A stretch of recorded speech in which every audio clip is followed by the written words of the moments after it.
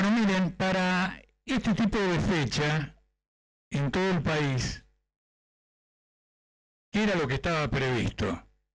Bueno, realizar los brindis, porque se viene el fin de año y bueno, es costumbre que los amigos, en este caso los luchadores, que somos también amigos, nos juntemos y hagamos el brindis con todos los deseos para el año siguiente. Pero los acontecimientos se han precipitado y nos ha obligado a tener que transformar lo que eran los brindis en charlas que clarifiquen qué es lo que ha ocurrido y que, a nuestro entender, está presente en el horizonte y, por lo tanto, que pronosticamos de lo que va a ocurrir. Porque no es un problema que le esté ocurriendo a alguien ajeno a los que somos nosotros, parte de la clase trabajadora, parte del pueblo, y por lo tanto somos directamente interesados, porque cualquiera de las cosas negativas que ocurran nos van a perjudicar nuestras condiciones de vida, y como somos una organización de vanguardia, de lucha, depende también mucho de lo que nosotros hagamos, por la influencia que tenemos en una fracción de la masa del pueblo. Bueno, las cosas van a ir en una dirección o en otra dirección, también con la política que podamos llevar adelante. El conjunto de movilizaciones que ustedes la han visto en televisión y a nivel provincial, ustedes han sido protagonistas de convocatorias que se han hecho en la Plaza Independencia, que no tuvieron la virulencia, los choques, los enfrentamientos que hubo en Buenos Aires, donde se concentró, fue el epicentro del choque de la política del gobierno, de sus aliados, con los que salieron a defender los intereses del pueblo, los intereses de los jubilados, los intereses de los trabajadores. Y ese proceso, a nuestro modo de ver, ha creado una nueva situación política. Y como toda cosa que es novedosa, bueno, queremos dar los elementos que caracterizan esa novedad. Y por lo tanto, la importancia que puede tener la misma y para qué va a servir todos esos hechos novedosos para actuar de acá en adelante. Lo primero que ustedes tienen que saber que hace menos de 2 meses acá hubo elecciones generales y las elecciones generales las ganó cómodamente el macrismo. Y se ha producido un fenómeno que no es original, ha ocurrido montones de veces, que quienes ganan una elección se la creen. O sea, creen que tienen un cheque en blanco para hacer lo que quieran a partir de que ganaron una elección. Ahora, las elecciones, llamada burguesa, o sea, las elecciones en este sistema, es, digamos, como escenario, un escenario de estafas, de mentiras, de falsas promesas. Y nosotros nos hemos encargado de recopilar los distintos videos de los principales candidatos del PRO, de los principales funcionarios, Marco Peña, etcétera, donde expresamente en diálogos, conversaciones con los programas políticos, le preguntaban precisamente qué pensaban hacer con respecto a los jubilados. No lo iban a tocar. Era completamente ajeno de cualquier, era una difamación lo que decían de que el PRO tenía previsto después de las elecciones una reforma antijubilatoria. De la misma manera se hacían alusión a que no había ninguna reforma laboral, y al contrario. Votar por Cambiemos era votar por un cambio, por mayor transparencia, por pobreza cero, para terminar con la droga, para blanquear a los trabajadores que estaban en negro y, en alguna medida, ir avanzando hacia una verdadera patria más progresista, más avanzada. Entonces es importante que tengamos presente esto, porque para poder encontrar una explicación de alguien que es votado y a los 2 meses vos después tenés una reacción de centenares de miles, de centenares y centenares de miles de personas que van a una batalla como la que fueron, solamente se puede explicar entre las expectativas que se crearon y la desilusión que terminó provocando en la misma medida que el pueblo iba enterándose y por lo tanto comprendiendo el alcance del ataque, del atraco, del robo jubilatorio. Y por lo tanto, por añadidura, todas las medidas de orden fiscal, etcétera, de qué manera iban perjudicando los intereses populares y la dirección de las medidas tenían, digamos, como direccionalidad concentrar beneficios, ventajas, privilegios sobre la clase capitalista, o sea, sobre los más pudientes, los más ricachones, los más poderosos. Esto fue tan así de que si el día 22 de octubre fueron las elecciones, el lunes 23 fue el famoso discurso de Macri en cadena oficial cuando anunció que se venía la reforma fiscal, la reforma jubilatoria, la reforma laboral, la reforma educativa, la reforma de esto, la reforma banca. Y entonces el tipo dijo, me han dado un mandato, ahora voy por todo. Inclusive, en ese marco, en esa misma semana, convocó a todos los gobernadores. Y con una negociación de toma y daca, comprometió a los gobernadores para que a su vez comprometan a sus representantes en el Senado y en la Cámara de Diputados para que le dieran el quórum y la mayoría a la hora de votar para que este plan de guerra contra los intereses del pueblo, los intereses de los trabajadores, se pudiera consumar. Entonces, hasta ahí, en la primera semana, semana y media, antes de que el pueblo se terminara de despabilar, ¿cierto?, de lo que se estaba consumando, de lo que se estaba pactando en cada una de las reuniones, en cada uno de los conciliábulos que hacía el presidente o los ministros, bueno, se fue preparando un estado deliberativo donde el humor popular por un lado y de los trabajadores por el otro comenzó a traducirse en un estado de desconfianza, de descontento, y luego se tradujo eso en acciones. Se tradujeron luego en acciones.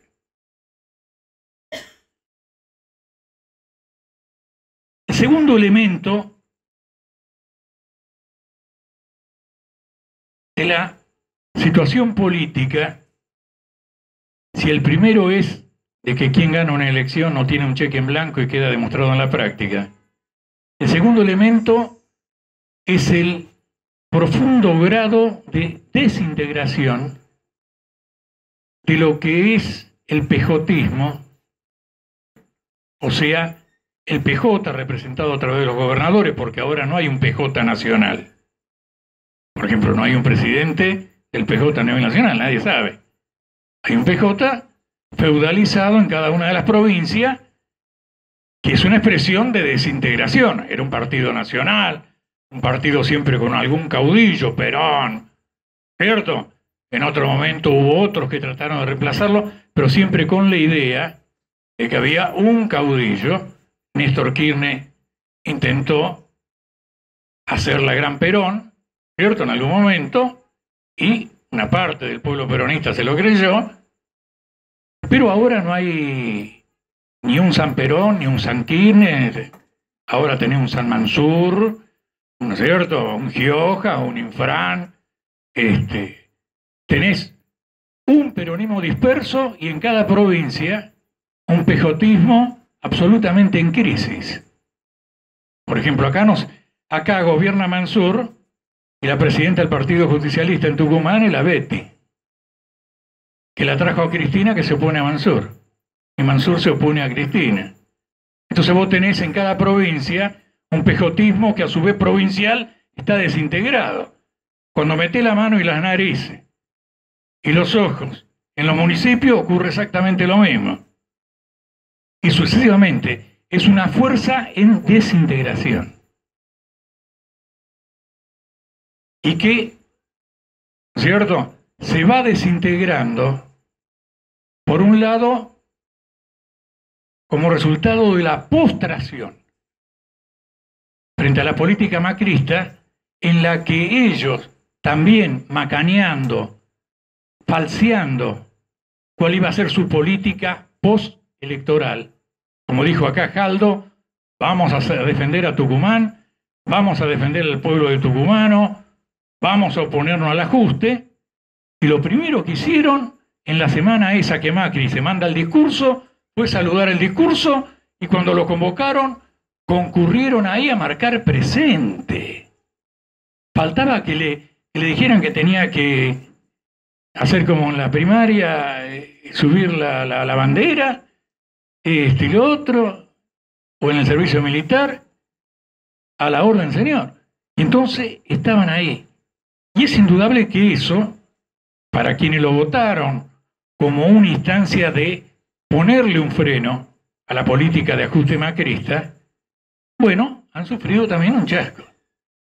Tenemos un golpe por la envergadura del ajuste, y por otro lado, por quienes ellos creían, el electorado, el pueblo, de que iban a tener un instrumento para resistir, se encuentran que ese instrumento es un aliado, un coaligado del ajustador. ¿Cierto? Ahora, en esto, también hay que incluir a la burocracia de los sindicatos. Porque la burocracia de los sindicatos, antes de las elecciones, pero inmediatamente después, cuando lanza este discurso anunciando el día 23 de octubre, Macri todos los paquetazos, la burocracia sindical dijo que estaba de acuerdo, que le iba a cambiar alguna frase, alguna palabra, pero en la esencia ellos estaban dispuestos a entregar la conquista a los trabajadores a cambio, indudablemente, ¿cierto?, de que le pusieran plata en las obras sociales donde ellos roban, de que le aseguraran de una manera más férrea el unicato sindical, o sea, que las competencias que pudieran tener en sus sindicatos, en términos opositores, principalmente de la izquierda, las patronales los empezara a perseguir y a echar, y los sindicatos creados, compitiendo con los sindicatos tradicionales, fueran directamente y administrativamente anulados. Y en eso entraban la volteada 450 sindicatos. O sea, de un solo saque. Entonces no eran simplemente sellitos. Hay algunos que son sellos, indudablemente no tienen ni comisión directiva, un grupo de vivo, se forma un coso para ver si puede recibir algunos mangos. Pero hay otros que son sindicatos. El sindicato, por ejemplo, el CIPREVA, el sindicato de periodistas, es el sindicato que tiene bajo su feudo, bajo su encuadramiento, todas las comisiones internas de todos los medios de la provincia de Buenos Aires y de la ciudad de Buenos Aires. El CITRAIC es un sindicato que tiene seccionales enteras de los obreros de la construcción, un sindicato nacional. hay sindicatos de la docencia universitaria. Acá entrarían en la volteada del CITAS, que fue un gremio que en un momento determinado emergió como producto de las grandes puebladas del 2009-2010, de la rebelión de la salud contra la política del Perón. Bueno, entonces se produce, digamos, un fenómeno en esta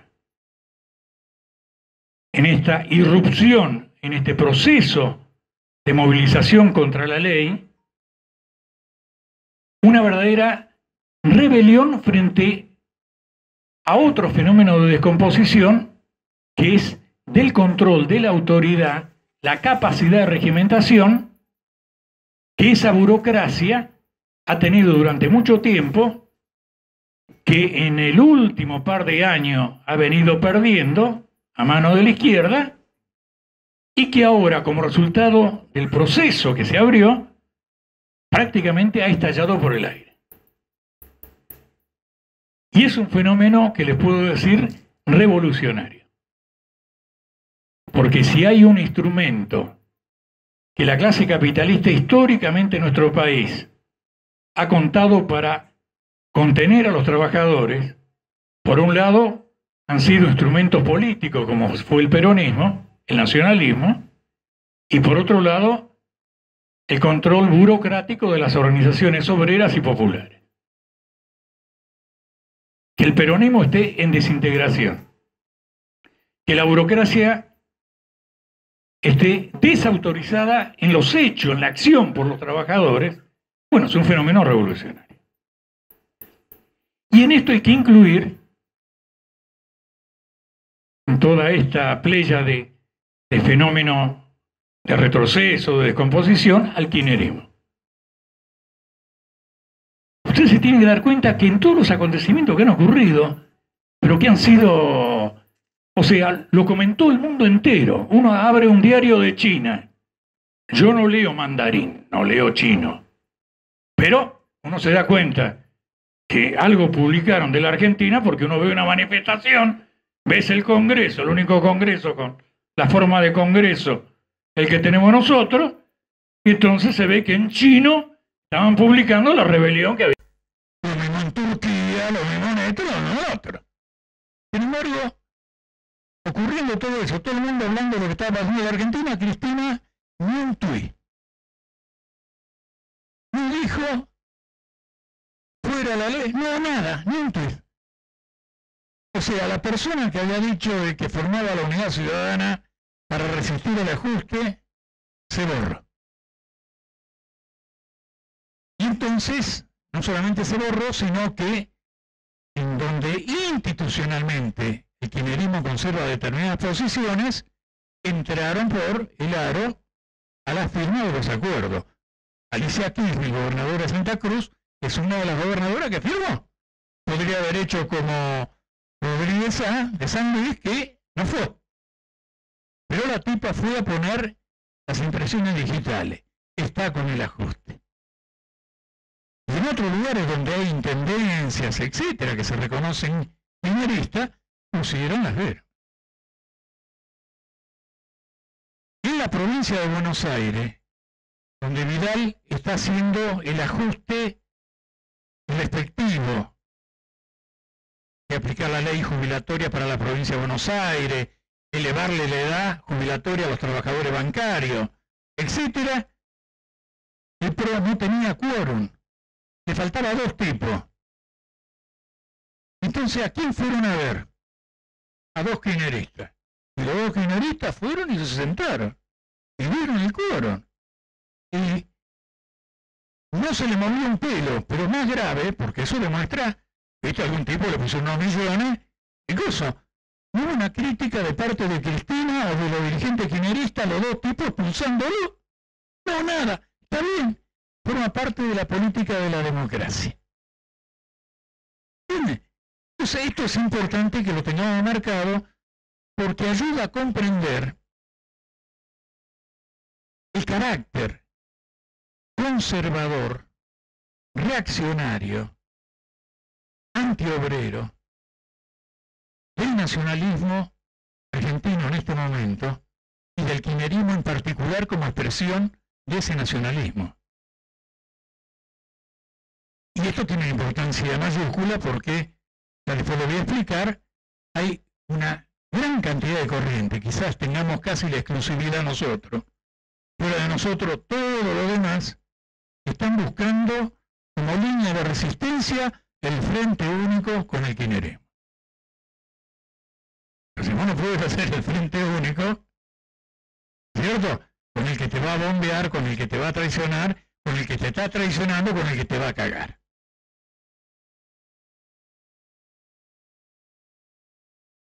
El tercer elemento que ha dado lugar a este proceso de movilización, y nosotros ya lo dijimos en muchas charlas acá, cuando no pasaba nada y nosotros anunciamos que se venía un plan de guerra y utilizábamos la palabra guerra, había gente que le molestaba la palabra guerra, porque, por ejemplo, en la campaña electoral, hablar de guerra, por ahí la gente se confunde con guerrilla, de qué estamos hablando, la palabra guerra encierra siempre violencia, esto y lo otro. Bueno, lo que está ocurriendo es ya no un plan, es una ofensiva de guerra social, de guerra contra los trabajadores. Si no, esto no es una guerra, ¿qué es una guerra? En términos sociales, estamos esperando que pasen los bombardeos y nos tiren bombas. Eso sería una guerra convencional, de otra característica. Esta es una guerra social, ¿cierto? Nosotros lo anticipamos, lo denunciamos.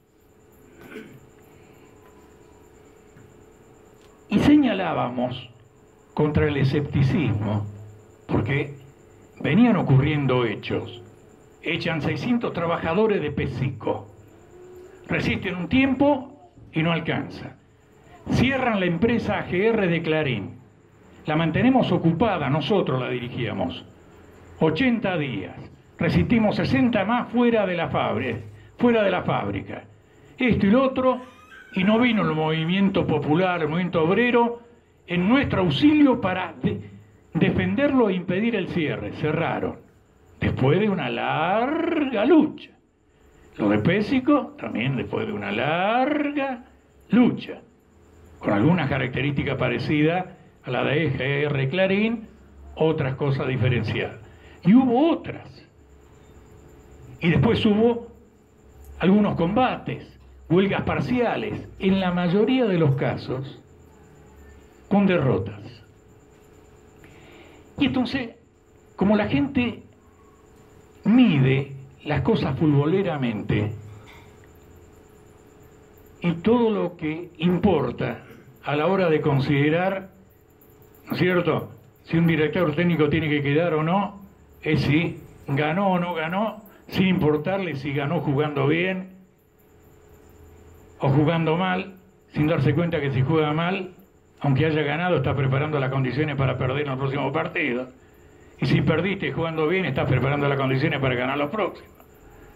Y entonces acá, en estas derrotas parciales, ya estaba mostrándose la disposición de la clase obrera, parcialmente, pero sintomáticamente, de que cuando viniera un ataque de orden general, iba a haber una respuesta general. Nos apoyábamos considerando los síntomas de los ataques parciales y de las derrotas parciales. Pero luego también teníamos en cuenta la historia de nuestro pueblo.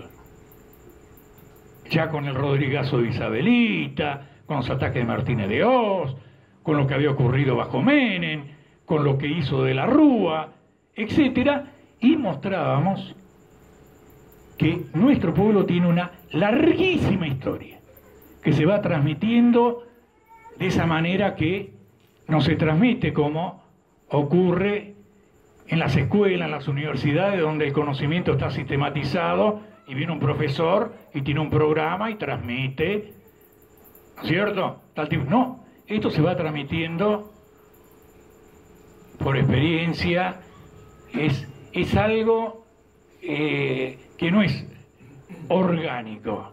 Esto solamente lo puede hacer un partido, lo puede hacer un sindicato organizado, y si no el pueblo lo va asimilando, y si no lo puede volcar inmediatamente, lo manda al inconsciente.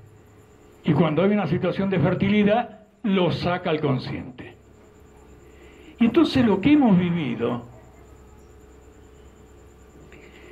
es que con todos estos anuncios, el paquetazo, el gobierno, digamos, inclusive maniobrando porque adelantó el tratamiento de las leyes, la clase trabajadora, gracias a las organizaciones populares, a nosotros hicimos la campaña electoral denunciando todo esto que se venía. Fuimos los únicos. Inclusive dentro del Frente de Izquierda había otras fuerzas que hablaban de que la ganancia vale menos que la vida, boludeces así abstracta, general, ¿no es cierto? Que alguien puede decir, che, pero vos estás en contra. No, no estoy en contra, pero ponele nombre y apellido. Si vos a una persona le decís la ganancia vale menos que la vida, lo del estilo, ¿de qué me estás hablando?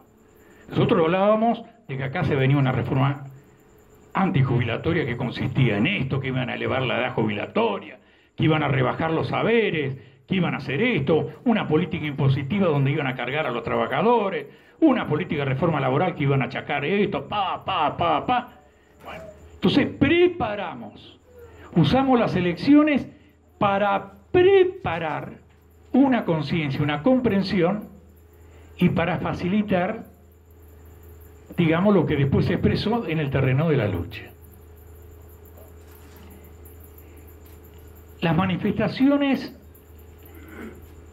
que hubo tienen un historial bajo el gobierno de Macri. El gobierno de Macri debuta pretendiendo aplicar la reforma laboral en Cresta Roja. Debutó con una política negrera, cerrando una fábrica de 5.000 obreros y luego haciendo toda la campaña de que había logrado reabrir una fuente de trabajo con 2.500 sin derechos. O sea, los tomó los mismos tipos que tenían 20 años de antigüedad como nuevos. Por lo tanto no cobraban antigüedad, no tenían vacaciones, no tenían esto, no tenían lo otro. Debutó así. Y ahí estuvimos nosotros. Inclusive volteamos la comisión interna, que había entregado los 2.500. Y luego hubo todo un proceso en donde, mientras otros miraban el problema de las elecciones, estaban preocupados en las maniobras electorales en el campo de la izquierda. El MST, el MAS formaron un frente llamándose Frente también de Izquierda para ver si podían sacar votos. Estaban preocupados por los votos. El PTS cambiándolo del caño para un lado, esto, lo otro, haciendo maniobras de todo tipo, solamente con propósitos electorales. Las consignas emblemáticas, solamente electorales. Nosotros fuimos una campaña electoral sobre la fábrica fundamentalmente, en Buenos Aires, es clave eso, y una política vinculada a las luchas que se iban precipitando. Inclusive, en el marco de la campaña electoral convocamos el Congreso en Lanús, con 2.500 trabajadores de comisiones internas, dirigentes sindicales, etcétera, mostrando la mayor fuerza sindical clasista existente en el país, y ahí votamos la primera manifestación contra la reforma laboral, el 12 de octubre, antes de las elecciones. Y luego de eso, antes de que se precipitaran todos los acontecimientos en Congreso, largamos una iniciativa resuelta por nosotros para movilizarnos el día 6 de diciembre. Hablamos con la CTA Auténtica y dijo, ustedes son la única fuerza combativa, ellos decían, aparte de nosotros, existente. Bueno, no hay ningún problema. Ustedes son fuerza combativa, coordinemos, convoquemos. Eso obligó a una parte de la CGT a adelantar la marcha del 29. Y entonces, por esta combinación de una iniciativa tomada por el Partido Obrero, comenzó a precipitarse y a acelerarse las fisuras, las fracturas, pero también indudablemente respondiendo a que en el seno de las bases obreras comenzaba a crecer una inquietud. Desde el Vaticano, el Papa, que maneja acá varias organizaciones sociales tipo polo obrero, pero no con la característica del polo obrero, sino organizaciones más conciliadoras, y que habían firmado una tregua con el gobierno de Macri, recibieron instrucciones de que había que despegarse y vincularse al proceso que estaba socialmente en curso. Y entonces, el día 29, se produce una manifestación, 100.000 personas. 100.000 trabajadores en Plaza 2 Congreso. Nosotros vamos con una columna independiente, de alrededor de 10.000, 12.000 compañeros. El día 6 de diciembre, con una convocatoria menor de gremios, logramos reunir cerca de 50.000 trabajadores en la Plaza 2 Congreso. Y manifestaciones en todo lado. Acá logramos duplicar la del 29, que se juntaron 3.000, el día 6 de diciembre se juntaron 6.000. El día 4 en Buenos Aires le metimos un campamento del Polo en la 9 de julio que causó una conmoción porque durante ese día todos los medios hablaron de la concentración para atacarnos, lo cual se enteró todo el país que estaba el campamento. Y entonces, mientras los periodistas mercenarios nos atacaban y lo reportaban a los compañeros para chicanearlos, los compañeros hablaban, Chiquito, Belibonio, etcétera, y explicaban la situación social en las barriadas. Y esto se causó una conmoción que llevó a que desde el Vaticano dieran ahí la orden de que si el polo obrero había tenido esa capacidad de acción, le metimos 500 carpas alrededor del obelisco, ¿cierto? Y entonces dijeron, hay que vincularse a las convocatorias que estén en curso. Eso fue el 4. El día 6 vinieron todos a la convocatoria que nosotros hicimos. Y aunque ustedes no se den cuenta, cada una de esas convocatorias, que había que convocarla por las redes, había que convocarla con volante, fue creando un estado de asamblea en los principales bastiones del movimiento obrero. Ya para cuando el gobierno adelanta, se manda la maniobra de adelantar para el 14, jueves 14 de septiembre, la discusión en diputados, porque ya tenía la media sanción en el Senado, y se creó una situación donde la CGT decía que iba a parar si la sancionaban, o sea que no iba a parar para evitar la sanción. Entonces ahí tomamos la decisión de que los sindicatos que nosotros dirigimos pararan, marcharan, más la fuerza del polo nuestro, arrastramos a otros sectores. Fue el día del enfrentamiento de la gendarmería, y en esa oportunidad fue nuestra acción.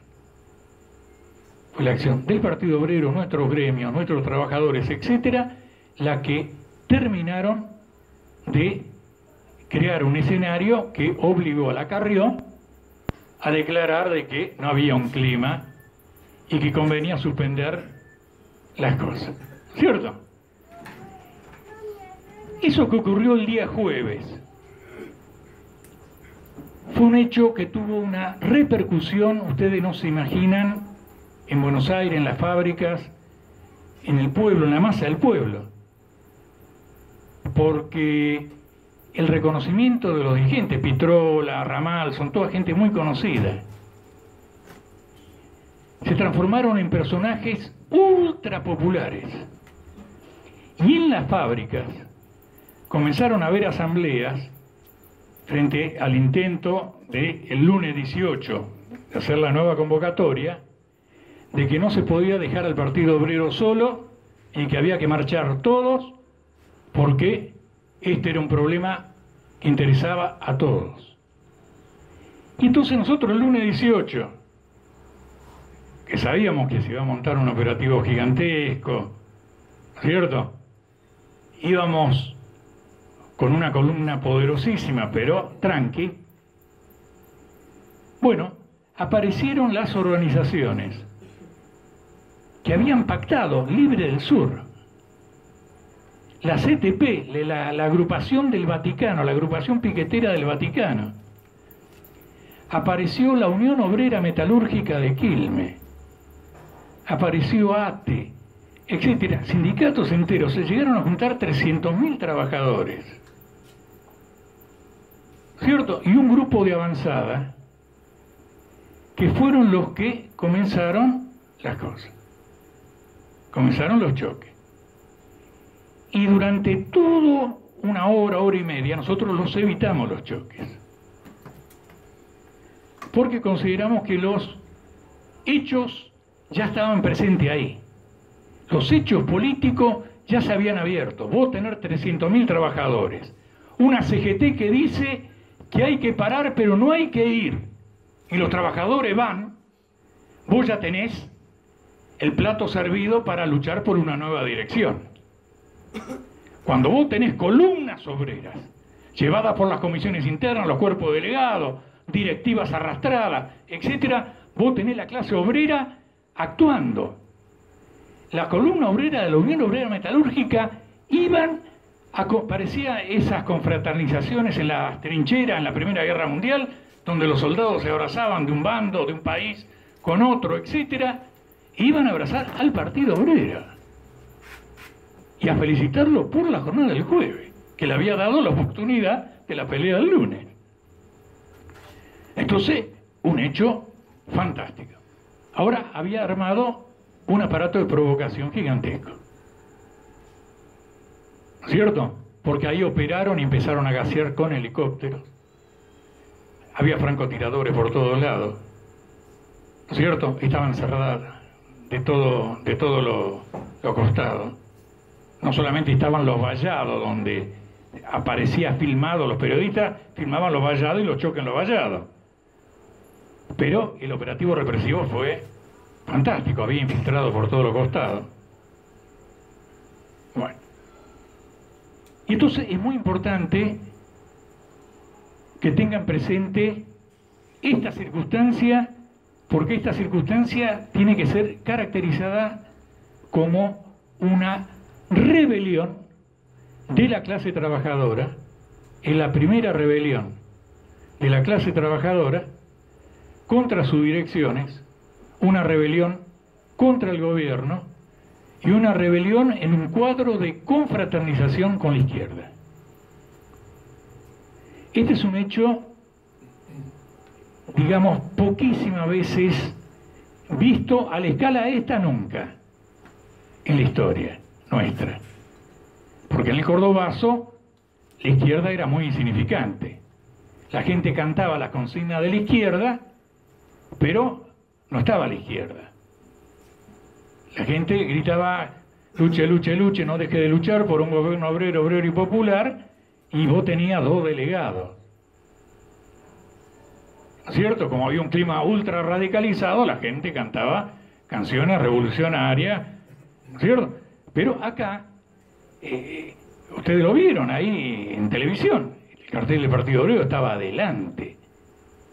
Después venían los propios trabajadores a proteger a los dirigentes nuestros, de otros gremios, ¿cierto? A protegerlo a Ramal, a proteger esto, estaba Altamira, etcétera, etcétera.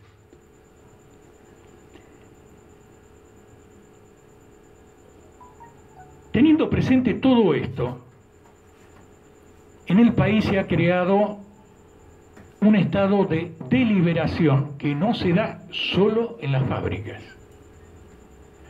Todas las clases sociales están deliberando. ¿Y por qué están deliberando? Bueno, en primer lugar, los capitalistas están asustados en el sentido de ¿qué carajo hacemos frente a la emergencia de esta irrupción? Si esto sigue creciendo, nos llevan puesto.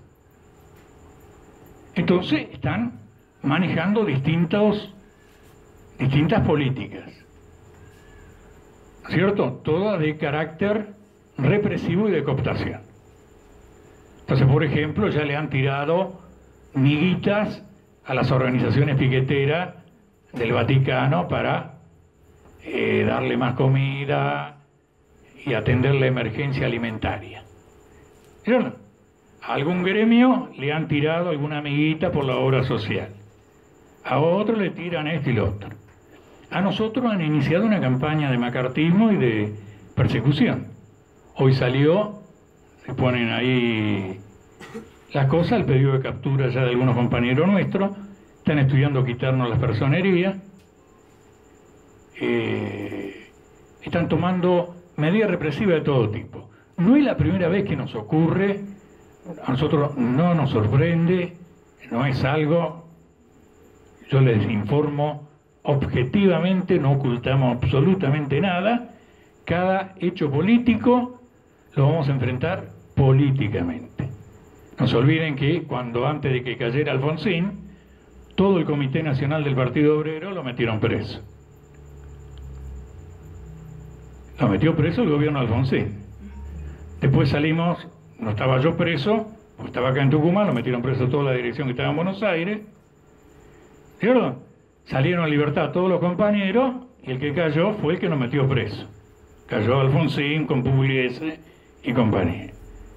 Cuando fue lo de la tablada nos quisieron acusar a nosotros, no teníamos nada que ver. Nada más que nosotros denunciábamos los caras pintadas que reprimían la tablada, nos querían perseguir, quitar la personería. Bueno, y hubo varios momentos. Una vez sacamos un afiche en la época de Menem, donde decíamos, porque él utilizaba frases así de la Biblia. Entonces había una que dice Lázaro, levántate y anda. Nosotros pusimos, pueblo, despiértate o levántate y anda. Entonces dijeron que eso era un llamado a la sedición. Entonces nos querían meter en cana a todo el mundo. Bueno, acá está ocurriendo todo lo mismo. No es que con esto estamos vacunados y bajamos la defensa, pero estamos enfrentando cada provocación con distintas acciones. Y tenemos recopilada una verdadera película de horas mostrando los infiltrados, mostrando la provocación de la policía. Tenemos evidencia, inclusive hasta de funcionarios, etcétera, que demuestran que ellos iniciaron las provocaciones para provocar la reacción. Y lo que sí queda claro, aunque ustedes no quieran creer, cuando se produce el enfrentamiento más duro en la Plaza Congreso, fue la decisión nuestra, en un momento donde ya no habían gaseado, donde ya había habido de todo, de agarrar y decir, terminar esto y avanzar. Hay un video donde muestra una avanzada que lo rodean haciendo una pinza, algo por el estilo. Ahí estaban los compañeros del SUNA, de nuestro sindicato, los compañeros de varios gremios, etcétera. Y ahí, si ustedes van a ver, uno los podría haber hecho picadillo. Y tomamos la decisión simplemente de que se guardaran, que salieran, digamos, ellos habían roto el vallado invadiendo la parte de los manifestantes. Entonces los obligamos a meter para atrás, que se metieran atrás del vallado. Pero inclusive la descripción que me hicieron los compañeros, hubiera habido otro grupo de los llamados violentos, algo por el estilo, hubiera habido una masacre de cana, de esto y lo otro. Para el Partido Obrero no era el escenario donde, digamos, de lo que se llaman las batallas decisivas, que es donde ¿no es cierto? Depende de si vos los aplastás, es que tenés la posibilidad de tomar el poder, o de lo contrario, ellos te terminan aplastando a vos y te llevan nuevamente a la época de las cavernas. Esto tomado históricamente, por más que sea una rebelión, cuando uno escriba la historia de todos los acontecimientos que van a venir, es una escaramuza. Se trata de una escaramuza en el cuadro de una rebelión. Pues 300.000 desobedecen a su dirigente, concurre, van organizados. Las fuerzas del Estado estaban todas armadas. Ahí la gente lo único que tenía era piedra. Bien. Ahora, no solamente los trabajadores deliberan. Está deliberando la clase capitalista. Y ustedes se tienen que dar cuenta de los hechos que están ocurriendo. Se está disparando el dólar, está habiendo una devaluación. Se están disparando los precios. Estamos ya en víspera de fin de año. Están anunciando los aumentos tarifarios. Agárrense, vamos a preparar un cable único, nos colgamos todo, ¿cierto? Porque nadie va a poder pagar la luz. Aumento del gas, el aumento del boleto, en Buenos Aires lo tienen pensado aumentar el 100%, duplicarlo. Duplicar el aumento del boleto. Acá ya lo quieren llevar a 12.50. Bueno, un escándalo. Un escándalo. Todos los datos de la economía son todos datos catastróficos de que esta es una locomotora que va en una única vía y no se dieron cuenta de que metieron otra locomotora que viene en un sentido contrario y que no tiene vía de escape, que va a chocar, se van a hacer pelota. Y a partir de esto, bajo esta forma de donde se están saboteando, por ejemplo, yo le voy a dar algunos datos, quizás a algunos les resulte complejo, pero hay unos títulos públicos que emite el Banco Central que se llama LEBAC. Yo lo digo porque lo voy a decir después en otra charla y después ustedes lo van a dominar y le van a explicar a su vecino, ¿tenés alguna LEBAC o no? Y ya se hacen los guapitos, los cancheros, y le explican lo que es la LEBAC. Son títulos públicos que se lo dan a los que tienen peso, entonces la gente lo compra por peso. ¿Cuál es la ventaja de que el tipo que tiene peso cazar un título de eso? Que cobra un interés muy grande. Era del 30%. ¿Cierto? Entonces el tipo que tiene dólar dice, uy, acá tengo una oportunidad. Tengo los dólares, los cambio por peso, con los pesos compro el LEBAC, me hago este interés, después le entrego el título, vuelvo los pesos, tengo mucho más pesos, los cambio por dólares y tengo mucho más dólares. Las ganancias que se hace con ese circuito, con esa operatoria, no se hace en términos de ganancia, que es puramente financiera, porque no se produce ni un sándwich, no se produce ni una Coca-Cola, nada. Es todo operativo financiero, son las mayores ganancias que puede brindar una operación en el mundo, en dólares. Entonces, ahora han intentado bajar los intereses de la LEBAC, pasarlo de 29 al 27%.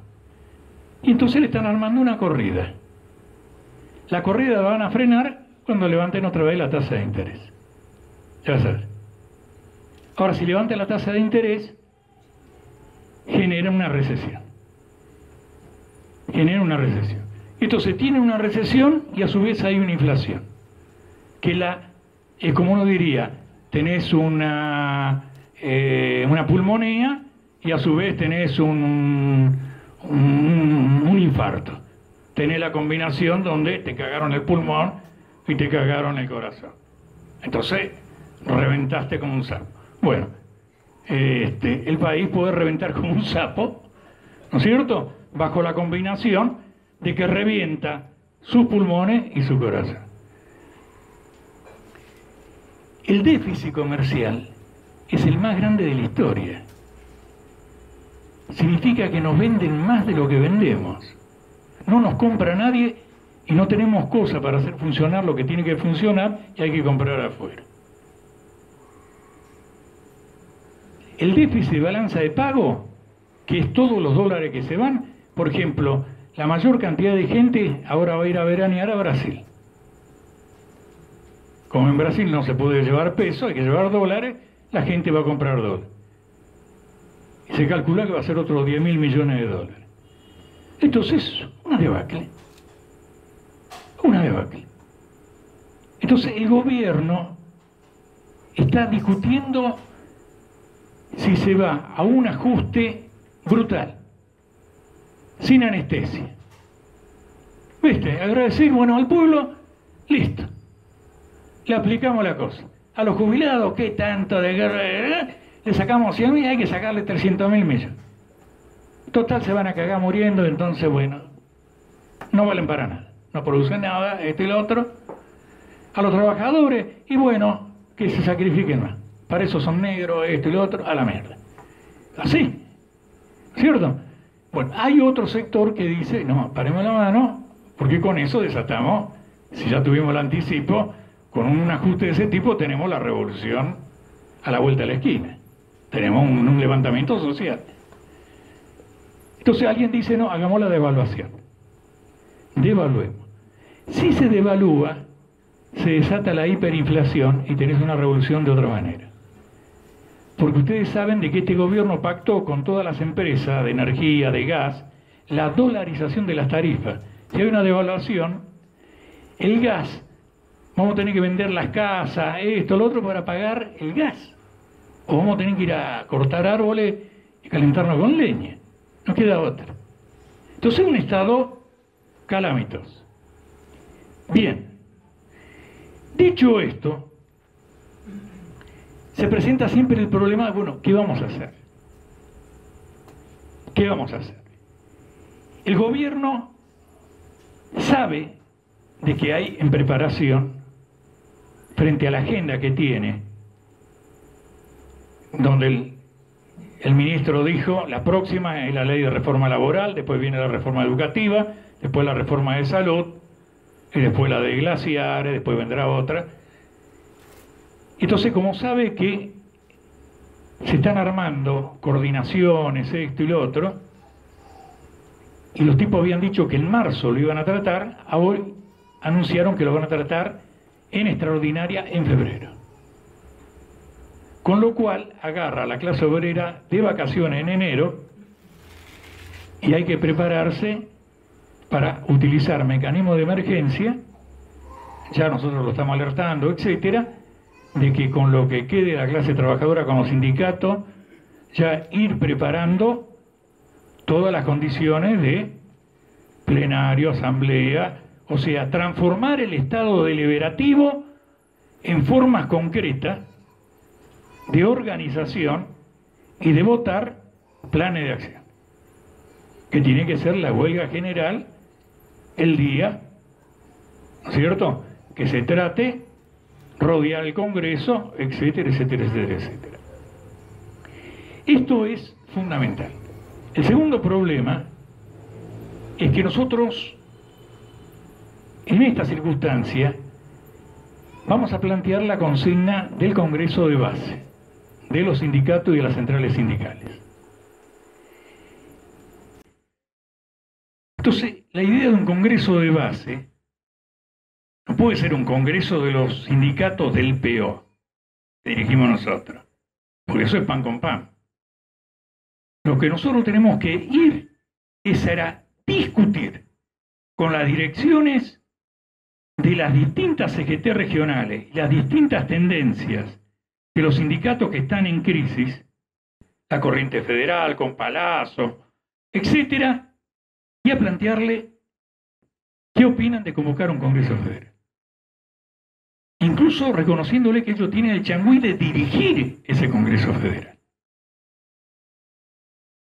Pero una cosa es que ellos tomen una medida burocráticamente, otra cosa es que la tomen y se vote un plan de lucha en un Congreso de base.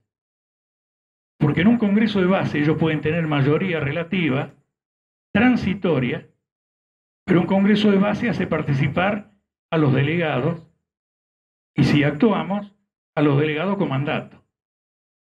Y vamos preparando, ¿cierto?, una acción estructurada de la clase obrera irrumpiendo de una manera más orgánica, más masiva, más contundente. El gobierno, si tiene una manifestación de 500.000 trabajadores en Congreso cuando se trate de la reforma, y tiene un paro general, una huelga general convocada como se tiene que convocar, tiene que levantar, no se la aguanta. No se la aguanta. Porque entraríamos en una crisis mayúscula que posiblemente, digamos, se daría ese elemento de salto cualitativo, una inflexión, donde entraríamos en una situación prerevolucionaria.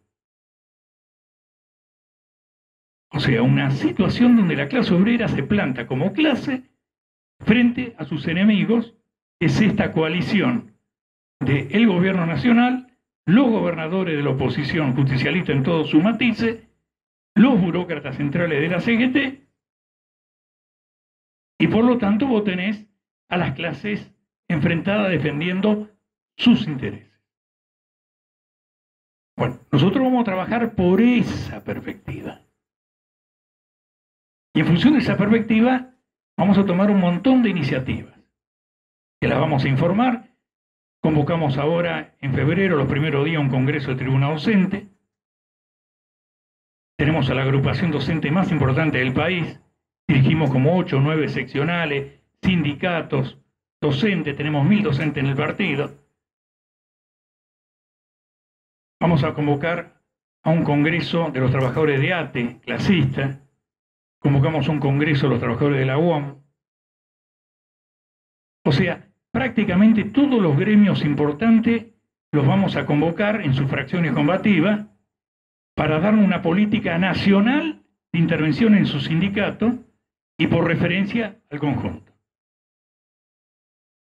Esto indudablemente también lo sabe el gobierno, se lo estoy informando acá, alguno lo está escuchando, alguno lo está grabando, algo por el estilo, se informa esto y lo otro. Por eso, también ellos adelantan. Bueno, habrá que darse una política también de adelantar las cosas nuestras.